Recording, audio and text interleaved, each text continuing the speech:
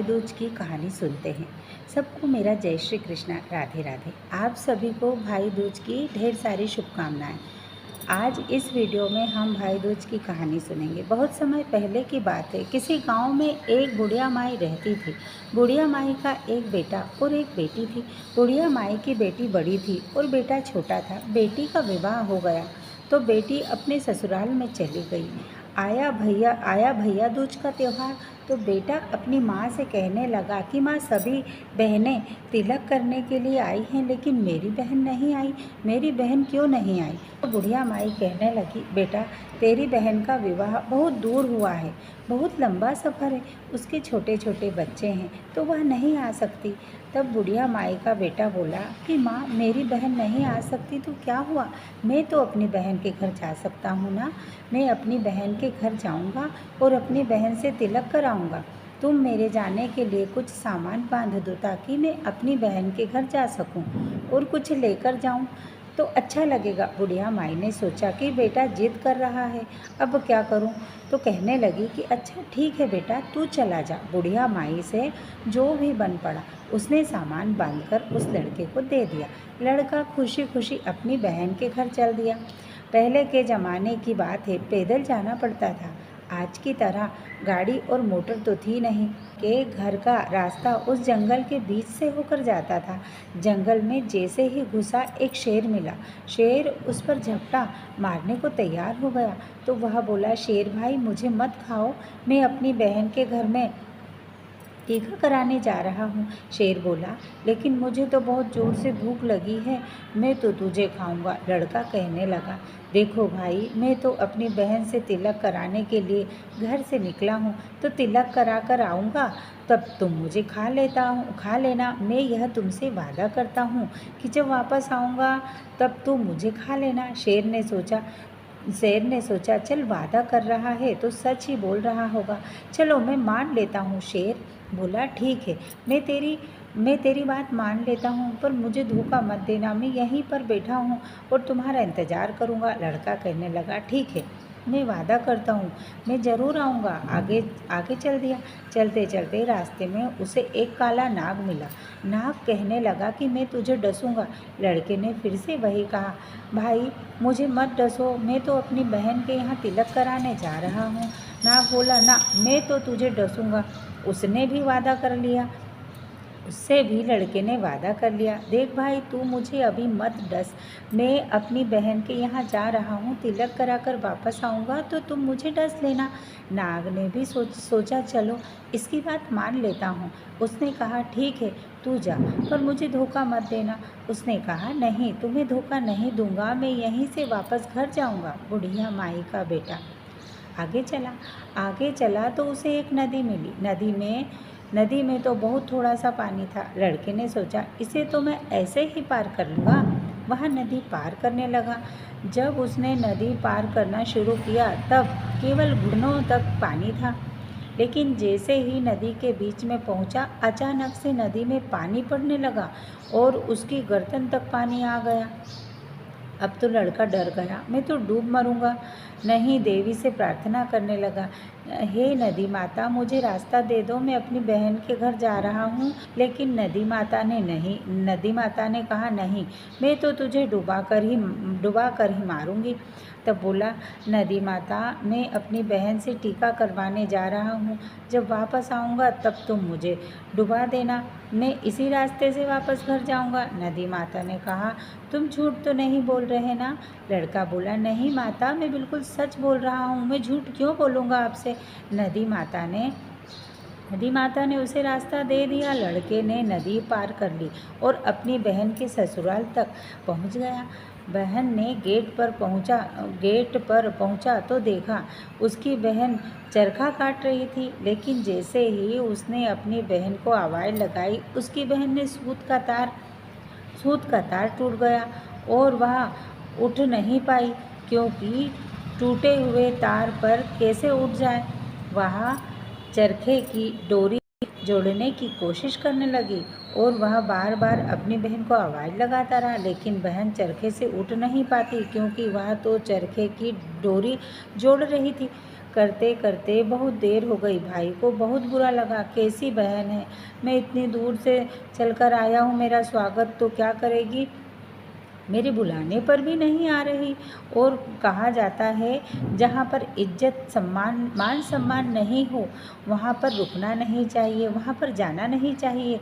उसका भाई वहाँ से वापस हो लिया और मन में सोचने लगा कि मेरी बहन मुझसे प्यार नहीं करती, इसीलिए कभी तिलक करने भी मेरे घर नहीं आती। बड़े दुखी मन से वापस हो गया। उधर उसकी बहन के चरखे की डोरी जुड़ गई। जैसे ही डोरी जुड़ी वह उठकर जोर से भागी अपने भाई के पीछे गई और ज़ोर ज़ोर से आवाज़ लगाने लगी। अरे भैया तुम कहाँ जा रहे हो, रुको तो सही। अरे भैया तुम कहाँ जा रहे हो, वापस तो आओ, इधर मुड़कर तो देखो। बहन मैंने तो तुम्हें बहुत आवाज़ लगाई पर तुम बोली नहीं और ना ही तुम दरवाज़ा खोलने आई। तो कहने लगी, भाई मैं कैसे आती, जैसे ही तुम दरवाजे पर आए तुमने आवाज़ लगाई, मेरे चरखे की डोरी टूट गई और ऐसी टूटी जो डोरी छोड़कर कैसे मैं आ जाती, इसीलिए मैं नहीं आ पाई। ऐसे उठने पर अपशगुन हो जाता है। अब तुम बुरा मत मानो और मेरे साथ चलो। भाई अपनी बहन के साथ उसके घर चला गया। बहन ने बड़ा आदर सत्कार किया, उसे पानी पिलाया। उसके बाद सोचने लगी, मेरा भाई तो पहली बार मेरे घर आया है, अब इसका आदर सत्कार कैसे करूं? मुझे तो कुछ भी नहीं पता। भागी अपने पड़ोसन के पास गई और जाकर पूछने लगी कि जब भाई आए तो क्या क्या करना चाहिए। पड़ोसन उससे बहुत जलती थी। वह लड़की बहुत सीधी सादी भोली भाली थी। तो पड़ोसन उसे कहने लगी, अगर किसी का भाई आए तो तेल में चोका लगा दो और घी में चावल बनाने रख दो। लड़की ने जैसा पड़ोसन ने कहा था वैसा ही कर दिया। उसने तेल में चोका लगा दिया और घी में चावल बनाने रख दिए। ना उसका चोका सूखा और ना उसके चावल गले। बहुत देर हो गई। भाई भी बैठा इंतज़ार कर रहा था। सोचने लगा, कैसी बहन है, इतनी देर हो गई, खाने को भी नहीं पूछती। उधर बहन भी परेशान, न चोका सूख रहा न चावल गल रहे, मैं क्या करूं। इतने में ही उसके ससुर जी बाहर से आ गए। उन्होंने देखा कि तेल का चोका दिया है और घी का चावल चढ़ाया है और बहू परेशान बैठी है। तो वे कहने लगे, अरे बेटी, मिट्टी का चोका दो और दूध में चावल चढ़ाओ, तब तेरा चावल गलेगा। उसने ससुर जी की बात मानी, मिट्टी का चोका दिया और दूध में चावल चढ़ा दिए। उसके चावल गल गए। उसने खूब अच्छे तरीके से अपने भाई को भोजन करा दिया। दोनों भाई बहन बैठकर आपस में बातें करने लगे। बहन ने भाई दूज का तिलक भी कर दिया। एक दिन भाई अपनी बहन के घर में रहता रहा। फिर कहने लगा, आज मैं वापस जाऊंगा। बहन बोली, नहीं भाई, आज तो रुक जाओ, कल चले जाना। अभी तो मैंने तुम्हारे जाने के लिए कोई तैयारियां भी नहीं की, कुछ बनाया भी नहीं।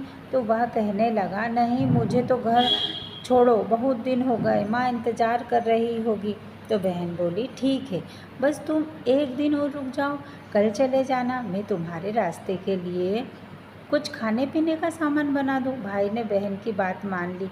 अगले दिन वह बहुत सवेरे उठी। पहले के ज़माने की बात है।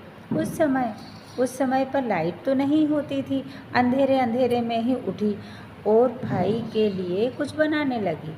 उसने पहले चक्की चलाई।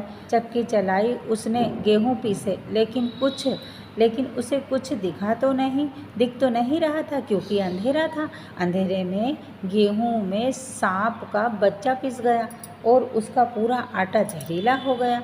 उसी आटे से उसने अपने भाई के लिए रास्ते का खाना बना दिया। भाई जाने लगा तो उसे दे दिया, लो भाई, यह रास्ते का खाना है, यह खा लेना, इसे खा लेना। अब भैया भी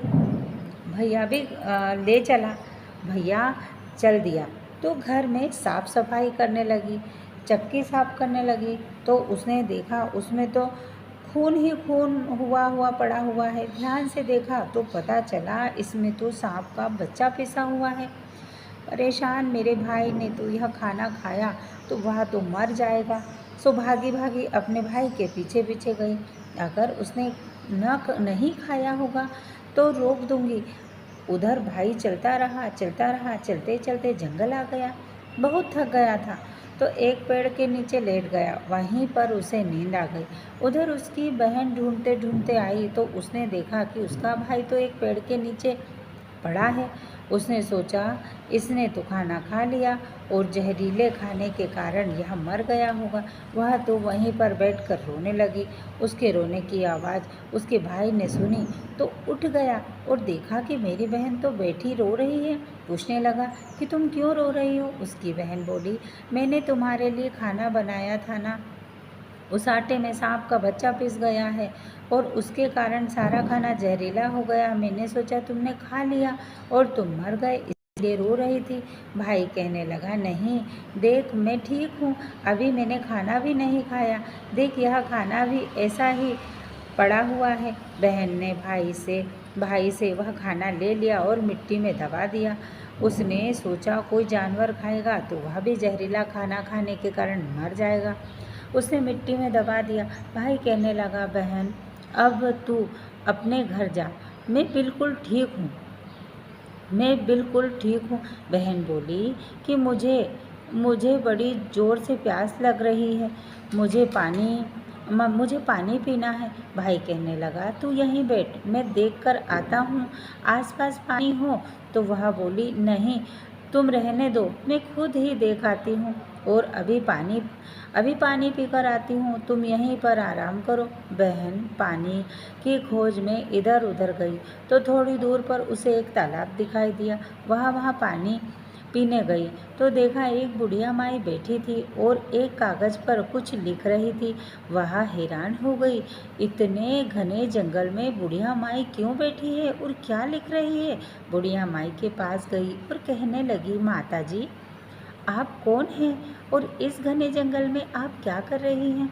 बुढ़िया माई बोली कि मैं तो बेमाता हूँ, मैं लोगों का भाग्य लिखती हूँ। आज एक लड़के की मृत्यु होने वाली है, वह अपनी बहन से तिलक कराने गया है। उसी की बहन ने वापस आते समय उसे खाना बनाकर दिया है और वह खाना जहरीला है। जब वह खाना खाएगा तो उसकी मृत्यु हो जाएगी। बस मैं उसी का भाग्य लिख रही थी। बहन सोचने लगी, यह तो मेरे ही भैया का भाग्य लिख रही है। तो बोली कि माता जी कोई ऐसा उपाय बताओ जिससे कि बहन अपने भाई की रक्षा करे। वे माता कहने लगी, देख बेटी वह तो अनकोसी बहन का भाई है।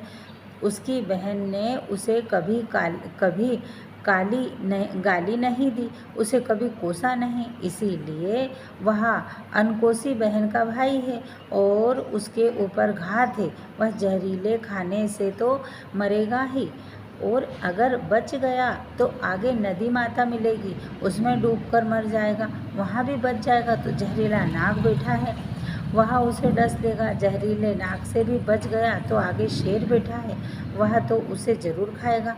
अब तो बहन रोने लगी, रोते रोते बेमाता के चरणों में गिर गई और बोली, हे बेमाता जी मुझ पर दया करो और मुझे कोई ऐसा उपाय बताओ जिससे मैं अपने भाई की रक्षा कर सकूं, क्योंकि आप जिस लड़के की बात कर रही हैं वह मेरा भाई है। वे माता ने उस लड़की को रोती देखा तो उसको दया आ गई। वे माता कहने लगी, अगर कोई बहन नदी में चुनरी चढ़ा दे तो नदी मैया खुश हो जाएगी और उसके भाई को डुबाकर नहीं मारेगी, रास्ता छोड़ देगी। आगे जाकर काला नाग मिलेगा तो कोई बहन उसे दूध पिला दे तो वह नाग उसे नहीं डसेगा। जब शेर मिला तो कोई बहन मांस का टुकड़ा दे दे तो वह भी उसे नहीं डसेगा और चला जाएगा। इतना सुनते ही बहन अपने भाई के पास गई। भाई आंखें बंद किया सो रहा था। बहन चुपचाप वहीं बैठ गई और सोचने लगी, जब भाई उठेगा तो मुझे तो इसके साथ ही जाना पड़ेगा, तभी तो मैं इसकी रक्षा करूंगी। जिस पेड़ के नीचे दोनों बहन भाई बैठे थे उस पर एक चकवा चकवी का जोड़ा भी था। चकवा चकवी आपस में बातें कर रहे थे। बहन पक्षियों की बोली समझती थी तो उसकी उसकी बातें भी समझने लगी। चकवा चकवी से बोला, देख चकवी, जो लड़का यह पेड़ के नीचे लेटा है, आज इसकी मृत्यु होने वाली है। इसके ऊपर 4 घात है, चारों से नहीं बच पाएगा। अगर किसी तरह 4 घात से बच भी गया तो आगे की 4 घात आएगी, उसने तो बिल्कुल नहीं बचेगा। चकवा कहने लगा, इस लड़की की इतनी मौत क्यों लिखी है? तब चकवा बोला, प्रिय चकवी, यह अनकोसी बहन का भाई है। इसकी बहन ने इसे कभी नहीं कोसा, कभी नहीं कोसती, कभी गाली नहीं देती, इसीलिए इसके ऊपर इतनी घात है। तो चकवी चकवा से पूछने लगी, इसके ऊपर कैसे कैसे मौत आने वाली है? तो चकवी को सारी बातें बताई। इसकी बहन ने जहरीला खाना बनाया है, यह उससे मरेगा, नहीं मरा तो नदी में डूबकर मर जाएगा। वहाँ पर भी बच जाएगा तो काले नाग डसेंगे, वहाँ पर भी बच जाएगा तो भूखा शेर बैठा है भाई से खा जाएगा। और अगर किसी तरह इन 4 घात से बच गया तो आगे फिर 4 घात आएगी, इसकी सगाई होगी तो घुड़चढ़ी के लिए जिस दरवाजे से निकलेगा उस दरवाजे के नीचे दब कर मरेगा। वहाँ से बच गया तो बारात लेकर निकलेगा तो बड़ की डाल इसके ऊपर गिर जाएगी और वहाँ पर मरेगा, वहाँ भी बच जाएगा। फिर इसके ऊपर नागिन आएगी, वह इसे डस देगी। अगर वहाँ भी बच जाएगा तो वहीं पर देवताओं के सामने जब यह सोएगा तो वहाँ मर जाएगा। 2 सींग और 4 हाथ पैर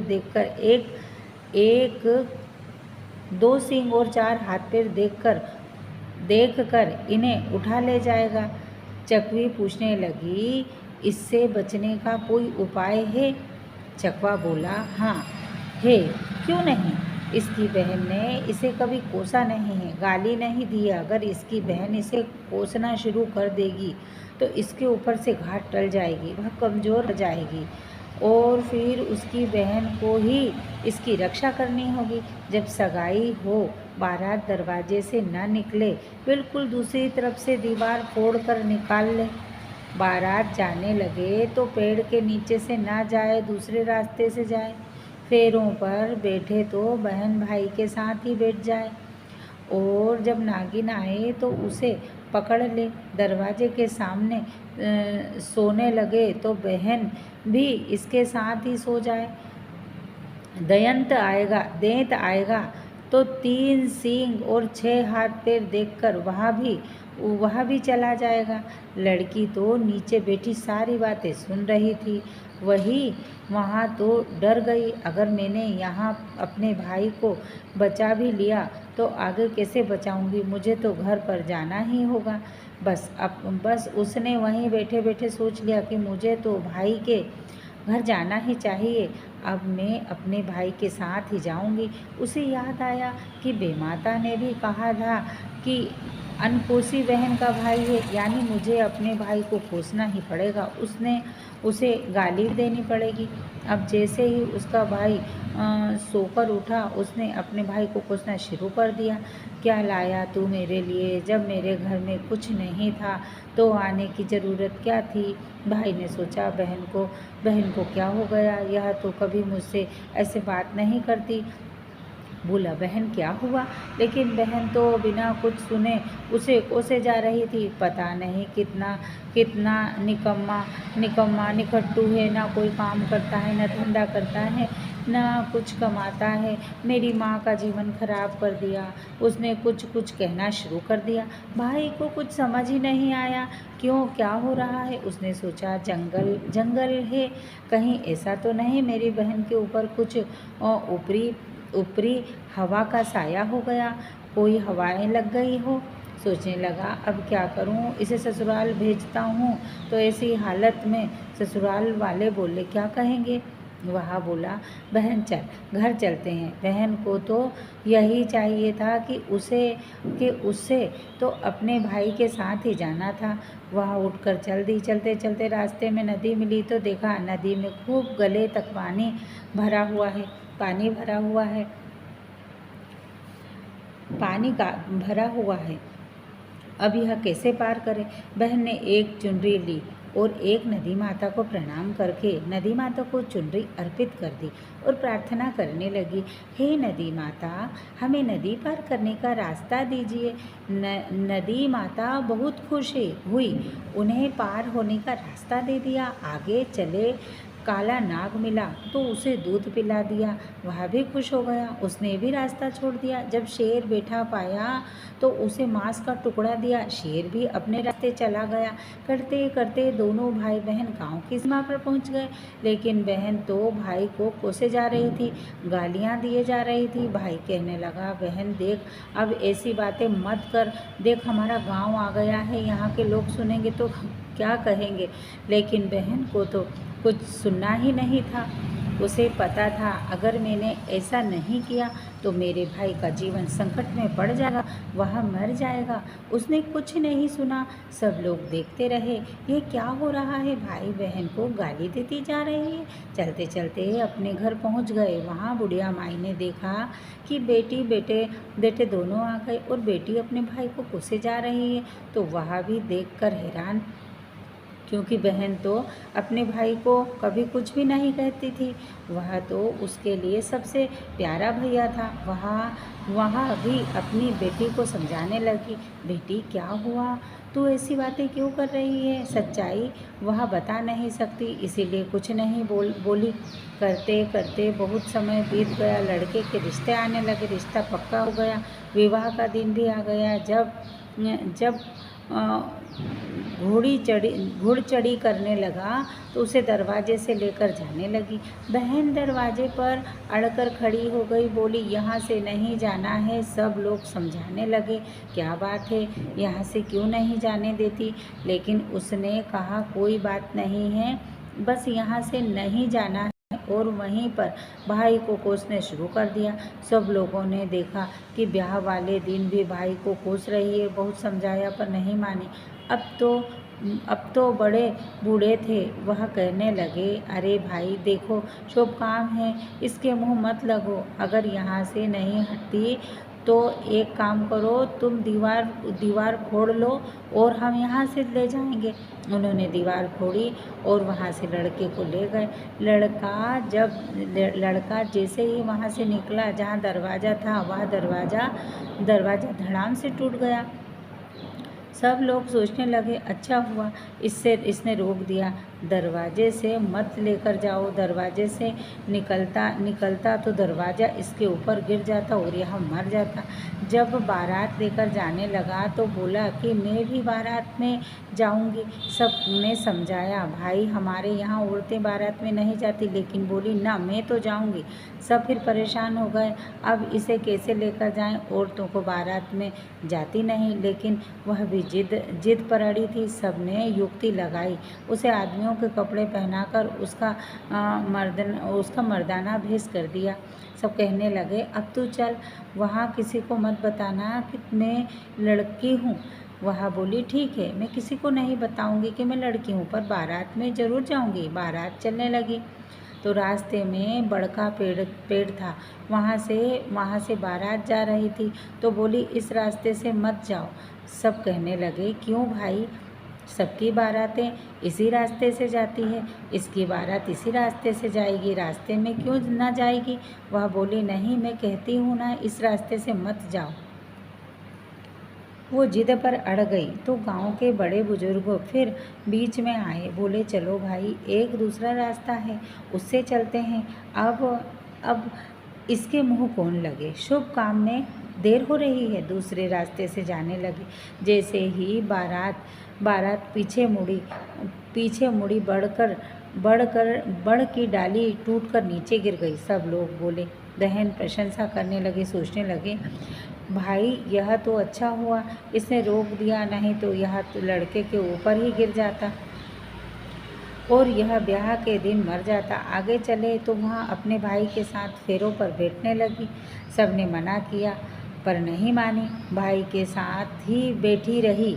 फेरे होने लगे तो नागिन आई। उसने उसे पकड़ लिया और एक हंडिया में डाल दिया। उसके भाई के फेरे हो गए, शादी हो गई, बहू विदा होकर घर आ गई।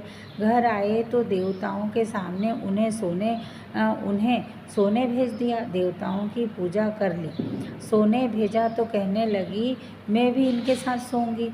अब तो सबने सिर पकड़ लिया, यह तो पागल हो गई है। समझाने लगे भाई ऐसे थोड़ी होता है, कैसी बातें कर रही हो। वह बोली ना, मैं तो सोऊंगी। जब सबने कहा भाई यह तो पागल है, उसके मुंह कौन लगे, चल जा तू जा। वो चली गई और सो गई।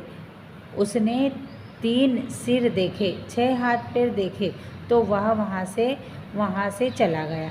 अगले दिन सुबह लड़की उठी, नहा धोकर कमरे से बाहर आई तो बिल्कुल शांत। इतने दिन से भाई को गाली दे रही थी, कोस रही थी, हर समय बड़बड़ाया करती थी, हर समय कुछ ना कुछ उल्टा सीधा, कुछ ना कुछ पागलपंती करती रहती थी। लेकिन आज तो जैसे बिल्कुल बदल गई। आज उसने कुछ भी पागलपन नहीं किया, अपने भाई को नहीं कोसा। सभी सोचने लगे आज ऐसा क्या हो गया, उसकी बुद्धि ठीक हो गई।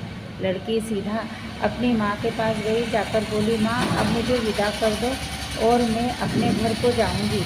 माँ ने देखा तो वह भी हैरान, आज इसे क्या हो गया है, यह तो बहुत पागलपन कर रही थी। आज बड़ी शराफत से बात कर रही है, बहुत समझदारी की बात कर रही है। तो तब वह बोली माँ मुझे पता है कि तुम सब मुझे पागल समझ रहे हो, लेकिन मैं पागल नहीं हूँ और ना ही मेरी बुद्धि खराब हुई है। मैं तो अपने भाई को बचाने आई थी। मेरे भाई के सिर पर मौत थी। वह अनकोसी बहन का भाई था, क्योंकि मैंने कभी उसे कोसा नहीं था, कभी गाली नहीं दी थी, इसीलिए उसके ऊपर घात थी। मैं तो अपने भाई को बचाने आई थी। और ऐसा कहकर उसने उन्हें पूरी बात बता दी, कैसे उसकी चक्की में सांप पिसा और कैसे उसने उसकी रोटियां बनाई, फिर कैसे पीछे पीछे भागी, बेमाता मिली, फिर चकवा चकवी मिले, चकवा चकवी की उसने बातें सुनी तो उसे पता लग गया कि उसके भाई के ऊपर मौत मंडरा रही है और मेरे भाई का जीवन संकट में है। मैं तो उसे बचाने आई थी। इतने में उसका भाई भी कमरे से बाहर आ गया। तब बहन ने अपने भाई से माफ़ी मांगने लगी, भाई मुझे माफ़ कर दो, मैंने तुझे बहुत उल्टा सीधा कहा, पर मैं क्या करती, तेरा जीवन संकट में था, तेरा जीवन बचाने के लिए मुझे ऐसा करना पड़ा। भाई को भी सारी बातें समझ में आ गई। सभी बड़े बूढ़े खुश हुए। माई ने खूब सारा धन दौलत देकर अपनी बेटी को खुशी खुशी विदा करा। भैया दूज के दिन जो भी बहन अपने भाई को टीका करती है, उसकी लंबी आयु की प्रार्थना करती है, उनके पीछे भविष्य की प्रार्थना करती है, उसके भाइयों की रक्षा होती है। भगवान उनके भाई की सदा रक्षा करते हैं। जो बहन अपने भाइयों को आशीर्वाद देती है, भाई दूज का टीका करती है।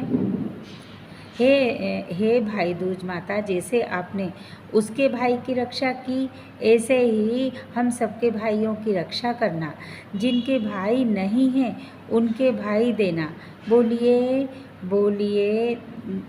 भाई दूज की जय हो। जय हो शंकर पार्वती की जय हो, कृष्ण भगवान की जय हो, कार्तिक मास की।